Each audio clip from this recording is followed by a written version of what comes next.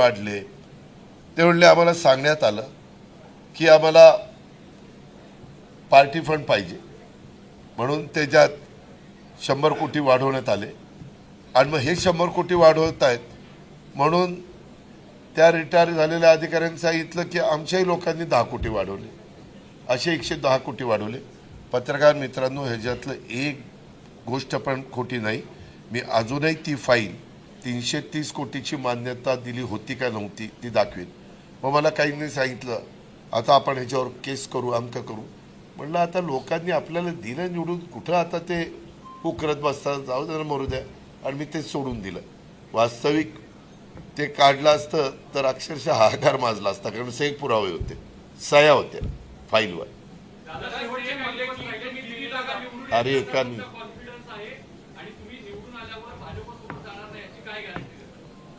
अरे बाबा, आत्ता लढत कुणाची आहे, कुणाची? हां, म्हणजे याचा अर्थ 165 मध्ये आम्ही दोघंच निवडून येणार आहे। त्याच्यावर कुणाचे तरी 17 आणि कुणाचे तरी 18-25 पैकी असतील। आमचा कॉन्फिडन्स, आमचा दोन्ही ठिकाणी महापौर होणार। आम्ही काय इतके दिवस गोट्या खेळत होतो का इथं? याला जीवाचं रान केलं सकाळपासून। आता तो कितपत, मी सांगितलेलं लोकांचा प्रतिसाद पत्रकार मित्रांनो दिसला, तुम्ही पण अनेकांनी बघितला। आता ते मतात रूपांतर झालं पाहिजे आणि ते रूपांतर होत असताना दबक्या आवाजात चर्चा होती, बघू तरी हे बोलतंय त्याच्यामुळं एकदा त्यांना देऊन तर बघू असं साधारण लोकांच्या मनात आहे। आणि फार काही नवीन शक्तीचा, ताकदीचा फारच काही प्रयत्न झाला आणि त्याला भुलभुलैया जर झालं तर, परंतु लोक त्याला महत्त्व देत नाही। ह्या लोकसभेच्या निवडणुकीच्या निमित्तानं आम्ही बघितलंय।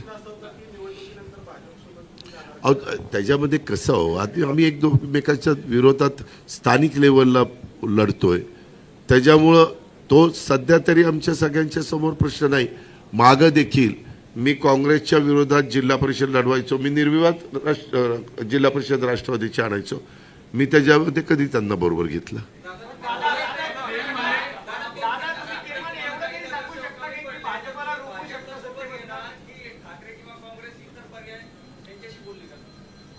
अहो, तुम्ही तो विचारच का करता? आम्हाला कोणाची गरजच भासणार नाही। ज्या पद्धतीनं लोकांनी ही निवडणूक मनावर घेतली त्याच्यामध्ये आम्हाला बहुमत मिळणार।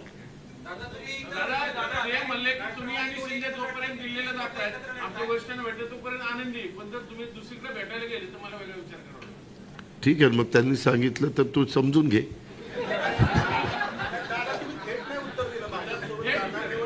अरे बाबा, मी सांगतो थेट काय उत्तर दिलं नाही मला। अशी पुणेकर आणि पिंपरी चिंचवडकर आम्हा युतीला असा त्या ठिकाणी रिझल्ट देतील की आम्हाला कुणाबरोबर जाण्याची वेळ येणार नाही। काय आपलं म्हणणं आहे? थेट उत्तर दिलं, थेट।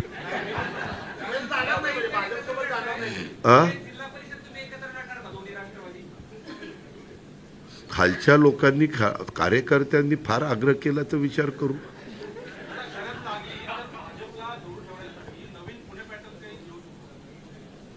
अरे बाबा, ती वेळच येणार नाही रे, ते त्यावेळेस होऊन गेलं, पण ते 2.5 वर्षच होऊन गेलं।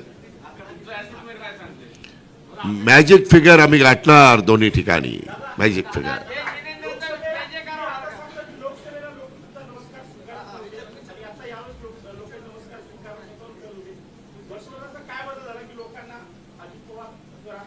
नाही नाही नाही नाही, लोकसभेच्या वेळेस लोक वेगळा विचार करतात, मी कितीदा तरी सांगितलंय। विधानसभेला वेगळा विचार करतात आणि स्थानिक स्वराज्य संस्थांना वेगळा विचार करतात।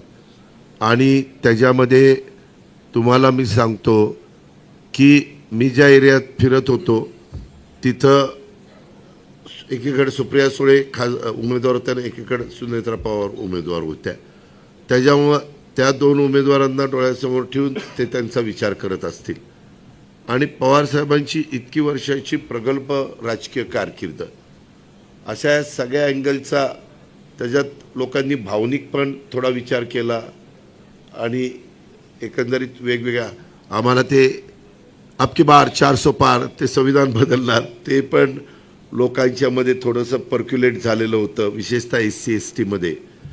आणि मायनॉरिटी मधला एक मोठा घटक हा पूर्णपणे आमच्यापासून दूर गेलेला होता. म्हणजे माझेच कार्यकर्ते किंवा त्यातले काही नेहमी बसउट करणारे ते असे नजरेला नजर देऊन देखील बोलत नव्हते, खाली माना घालायचे. दादा चाललंय, बरं चाललंय, दादा बरं चाललंय. तेव्हा कळलं की बरं चाललंय म्हणजे आपलं बरंच होणार आहे.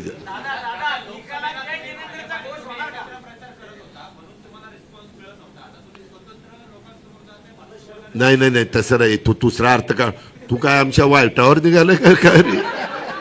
तुला काय आमचं काय, तू सुपारी घेऊन आलाय काय? काय शक्यता नाकारता येत नाही.